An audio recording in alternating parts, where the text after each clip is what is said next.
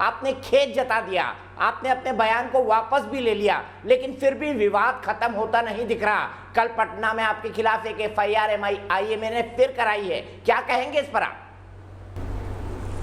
दीपक जी, मैं तो इस विषय को पूरा ख़त्म कर चुका हूँ, वो तो विवाद ही नहीं रहा है।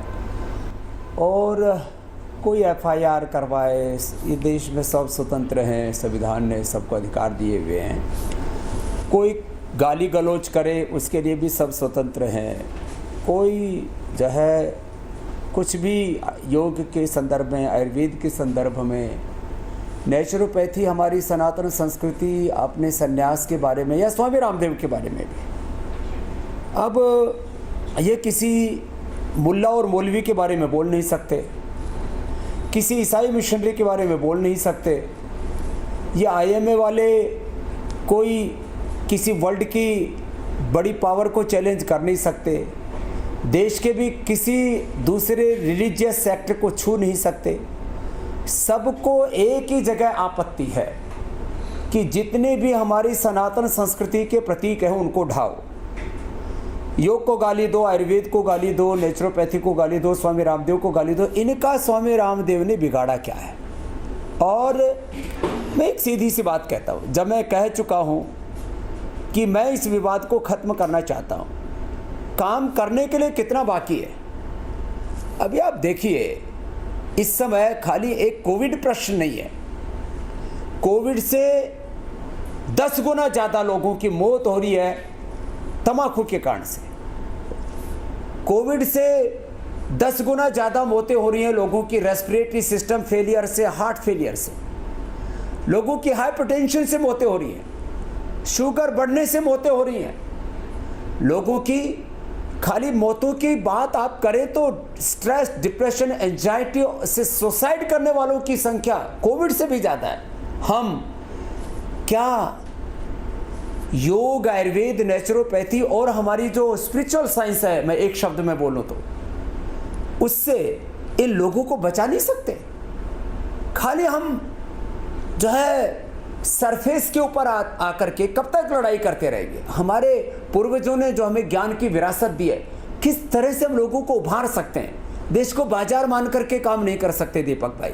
ठीक है, कुछ लोगों के लिए देश एक मार्केट होगा, उनके लिए रोगी एक प्रोडक्ट हो, उसको किस तरह से उसको यूज करना है, लेकिन हमारे लिए देश एक, पहले से भी मैं बोलता हूँ, हमारे लिए देश और दुनिया एक परिवार है। जो भी हम उपचार भी दे रहे हैं, चाहे आज हम योग के माध्यम से, आयुर्वेद, नेचुरोपैथी के माध्यम से, या जो भी होम रेमेडीज हैं, किस तरह से छोटे छोटे बदलाव करके हमने बड़ी बड़ी बीमारियों को ढाया है, मिटाया है। लाइफस्टाइल डिजीज और उससे भी बड़ी चुनौती है जेनेटिक डिजीज। मैं छोटे छोटे बच्चों को देखता हूँ, टाइप 1 डायबिटीज़ है, छोटे छोटे बच्चों को अर्थराइटिस है, छोटे छोटे बच्चों को रीनल फेलियर हो रहा है, छोटे छोटे बच्चों में भयंकर स्किन की प्रॉब्लम्स है, सोराइसिस है, लिकोडर्मा है। छोटे छोटे बच्चों को जिस तरह से अलग अलग जेनेटिक बीमारियों से, चाहे मेंटल डिजीज से, छोटे छोटे बच्चों में जो है कितने प्रकार के सेरेब्रल पॉलिसी से लेकर के, ऑटिज्म से लेकर के, जन्मजात, हमारे यहाँ पर करोड़ों, करीब 7-8 करोड़ हमारे देश में जिनको विकलांग या दिव्यांग कहा जाता है, ऐसे बच्चे पैदा हो गए। आखिर ये खाली दवा का धंधा कब तक करते रहेंगे? माना कि मैं भी लोगों को दवा देता हूँ और मैं कहता हूँ कि ये दवा, ये भी तुम्हारा एक पहली सीढ़ी हो सकती है। पहले एलोपैथी की दवाओं से आपको मुक्त करता हूँ, मैं आयुर्वेद पर शिफ्ट करता हूँ, फिर आयुर्वेद से भी मुक्त करके मैं कहता हूँ तुम अपने आप आत्मनिर्भर बनो, स्वावलंबी बनो। अब इसमें दिक्कत क्या है? अब कुछ लोगों को जिनको दिक्कत हो नहीं दो। अब मैंने जेनेरिक दवाइयों की लिस्ट डाली कल ही अपने ट्विटर के ऊपर, अपने फेसबुक के ऊपर। एक 70 पैसे की दवा को ब्रांडेड दवा करके 37 रुपए की बेचते हैं। मानी परसेंटेज में उसको गिने तो 3700% प्रॉफिट। अरे भाई, और अलग अलग जगह ये कब्जा करके बैठे थे। आज तक स्वामी रामदेव के पहले आयुर्वेद से इनको डर क्यों नहीं लगता था? योग से, नेचुरोपैथी से डर क्यों नहीं लगता था? इनको कोई चुनौती देने वाला नहीं था। अब इनको चुनौती मिल रही है तो थोड़े बिल आएंगे।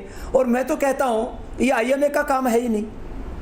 IMA कौन सी अथॉरिटी है ये कोई ना कोई गवर्नमेंट ऑर्गेनाइजेशन है, ना कोई स्टैंडर्डाइजेशन के इनके पास में कोई सर्टिफिकेट देने की पावर है।